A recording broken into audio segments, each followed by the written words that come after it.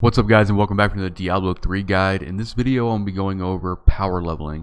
I'm going to handle both sides of the equation, what you should do if you're being power leveled or if you're power leveling someone else. Starting off, we're going to go with if you're going to be power leveled by someone, and this is kind of easy to do. Give it a couple days when a new season starts, get into trade or general, and then you just request somebody to power level you. I'm going to go over the best practices on both sides so that you can most efficiently level and not waste anybody's time, and also not make it extremely painful for the person that you're trying to level. So if you're being power leveled, obviously you're going to start with a level 1 character. You should probably initiate the game as well, and what you're going to do is you're going to go to game settings, go to adventure mode, and then for the difficulty you're going to select Torment 6. The reason this is because if you go anything above Torment 6, you can't actually be in a public game unless you meet the requirements for Greater Rift solo completion. Once you're in the game, then you're going to tell your person who's going to power level you or whatever that they can join. It's also probably a good idea that you initiate the Nephilim Rift as well, because then they know when you're ready instead of them having to jump in and try to do all that stuff.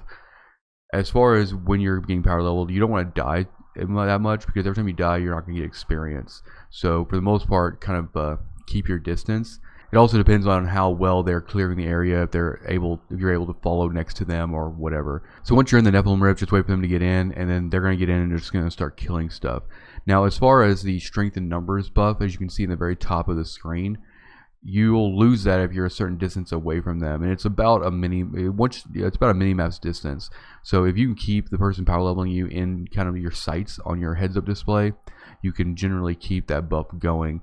But if it's too dangerous and there's a lot of density and they're not clearing it completely, then it is advised that you just kind of stay as far back as possible. And as you can see here, I'm just going to try to move as close as I can to them to try to get that buff back, and I'll show you exactly how it's illustrated here. Because once you get close enough, see the buff comes back up in the very top.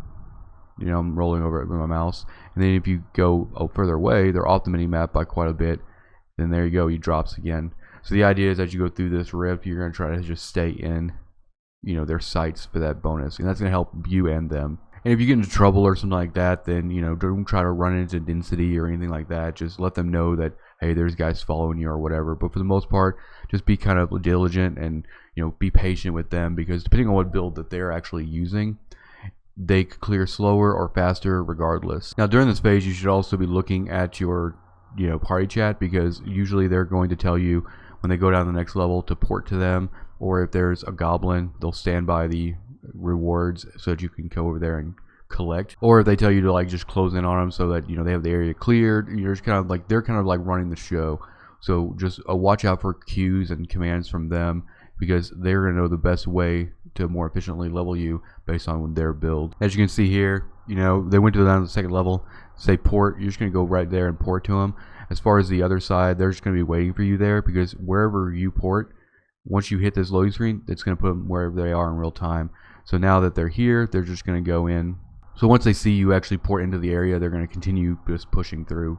Now what's going to end up happening is, when they get to the point where the Rift Guardian spawns, they're going to kill the Rift Guardian, and they should be standing next to all the rewards, and then clear the area and allow you to come over and get whatever it is you need to get.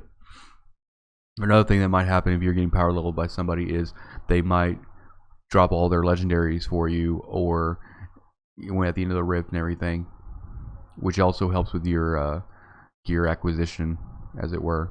Now, just like any normal Nephilim Rift, you don't have to kill get Rift Guardian and then reset and everything like that. You can continue clearing. Depends on how they want to do it. I would advise just clearing the entire Nephilim Rift, because if you do that, with if you don't die, or you start putting gems and stuff in your helmets and all that stuff like that, then you can probably do it in 2 or 3 Torment 6 Nephilim Rifts. So here you go. Here's the Rift Guardian's going to pop. You're just going to stand still. They're going to kill the Rift Guardian. You can watch the objectives there. It just completed. And then you should be looking for a prompt to port, or the area's cleared, or whatever. Then you just run up and get all the stuff, and then you can port back to town and close it and get the rest of the experience for this. Keep in mind that as the person being power leveled, you should be actively looking for rubies and any helms with a socket, and you make sure you utilize that stuff, because that's going to help speed up the process for the person power leveling you. Alright guys, now this is for the giving a power leveling portion. As the player that's actually power leveling somebody else, You know, if you're already in the game with them, you can initiate the Nephilim Rift, or they can do it. And then once you get in, you're just going to wait for them to actually get in the portal as well before you start clearing anything. I like to work cleanly, so I want to kill everything that I possibly can so they can follow as close to me as possible to keep the strength and numbers buff up. You don't have to necessarily worry about picking up orbs and anything like that, because if you're allowing them to actually follow behind you pretty closely, they can pick up orbs, they can get all their legendaries and stuff that drop and all that stuff like that. Once you get around, once you can't see them in your minimap, I would slow down and let them catch you up a little bit so you can keep that buff active. And then once they're back into it, you see the buff pop back up, you just continue pushing as well. Like I said, you're just going to be looking for absolutely anything that can potentially kill them, because mobs can come out of nowhere and just kind of slay them. And if that does happen, then you should watch their life. If you see that they're dead, don't have them port back to town, and just run back there, clear the area, let them, revive at corpse, and you can continue on. Because any mobs that you kill while they're dead, they're not going to get experience for. So the best thing to do is just to, allow them to stay alive as much as possible. Now the footage is actually pretty slow going here because I'm actually playing both sides of this, but you can kind of get the idea from this, and it'll go a lot quicker when you have an actual other human doing it. Another thing to do as well, as the person giving the power level, if you can run across goblins, call that out, clear the area, kill the goblin, and then tell them, hey, come get your goblin stuff, and that'll allow them to actually get some mats and stuff that'll help them out when they're after they actually reach 70. Like right here, I just found a goblin. I'm gonna kill it, and I'm gonna throw the entire area, and then I'm just gonna let them know in party if they're not following me really close. I'm just gonna type out gob or goblin here or just something and like that, and then I'm just gonna stand there because that'll let them know where the rewards are. If I type goblin and then just start clearing again, they might be looking for those rewards and might get into more trouble and die and all that good stuff. So they just get all their stuff. I'm gonna grab my stuff. They're good. We're just gonna keep pushing. And this is kind of how it goes. It's kind of like a give and take kind of situation. You're also gonna be looking for those pools of reflection because that's gonna speed up things as well. If you find a helm that has a socket in it and it's around the level that they're currently at, drop it on the ground for them. Tell them to put it on.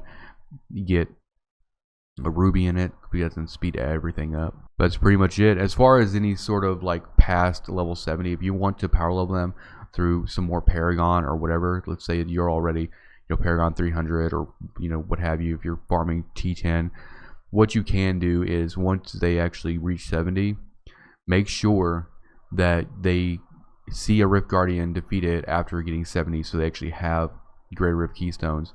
Then what you can do is you can start a Greater Rift and select the difficulty that you're used to and do the exact same strategy, and that'll actually get a lot of Paragon for them at the beginning. Usually what I'll do is I'll run all the Nephilim Rifts at T6 to get them to 70, and keep in mind that death breaths and all that stuff will start dropping at 60. So full clearing everything and letting them follow really close behind you is really important, because that'll allow them to pick up all the death breaths that you're generating from all the kills, which is going to also just set them up for success a little bit more as well.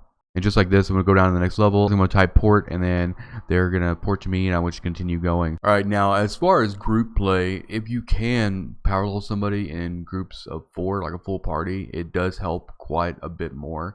I know that's not really feasible for the most part, but the strength of numbers buff will scale, and I think it's actually probably better if one person, usually a person that's geared for T13 and can run Nephilim Rifts at T13 in a 4-man party, pretty much solo.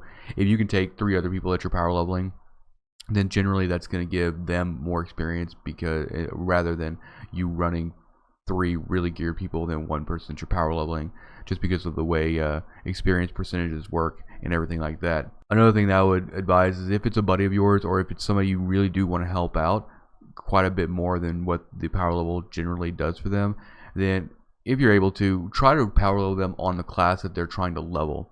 Because what this is going to do, using smart loot, it's going to allow drops for you to occur, and then you can hand off all that gear to them. This is called loot sharing. for the most part, and it kind of just gives them a little bit of a launching pad for when they actually reach 70, because for the most part, since they're not going through the campaign and they're not, generally going through the game as intended, what's going to happen is they're going to be level 70, they're going to have a bunch of, real crap gear, and it's going to be harder for them to kind of like pick up the pace and kind of get in line with starting to do Nephilim rifts and doing bounties and everything like that. So they kind of need all the help that they can get, since everything is getting so sped up during their leveling process. If you have any questions, feel free to leave them in the comments section. But generally, this is what people do. This is how it works.